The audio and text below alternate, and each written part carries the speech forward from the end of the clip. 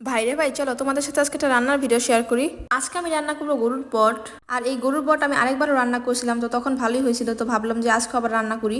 তো প্রথমে আমি ফ্রাই প্যানে হইতেছে তেল গরম করতে দিয়ে দিচ্ছি, দেন এইদিকে আমি হইতেছে পেঁয়াজ কুচি দিয়ে দিব।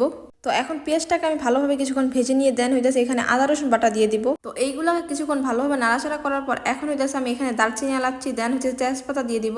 তো এখন এটাকে একটু ভালোভাবে নাড়াচাড়া করার পর দেন হইতেছে এখানে একটু সামান্য পানি দিয়ে দিব। তো এইগুলোকে এখন আমি একসাথে ভালোভাবে নাড়াচাড়া করার পর দেন এখানে হইতেছে আমি হলুদ গুঁড়া দেন হইতেছে মরিচ গুঁড়া দেন ধনিয়ার গুঁড়া দেন হইতেছে লবণ দিয়ে দিব। তো সবগুলো উপকরণ এখন আমি ভালোভাবে মিক্স করে নিব, দেন এখানে একটু পানি দিয়ে দিব সামান্য। তো এখন হইতেছে আমি মশলাটাকে 2-3 বার কষিয়ে নিব ভালোভাবে। তো আমি মশলাটাকে যত ভালো কষাবো তত ভালো হইতেছে আমার রান্নাটা হবে। তো যাই হোক, আমার মশলা 2-3 বার কষানো শেষ। তো এখন হইতেছে আমি এখানে ধুয়ে রাখা বটগুলো এটা ভিতরে দিয়ে দিব।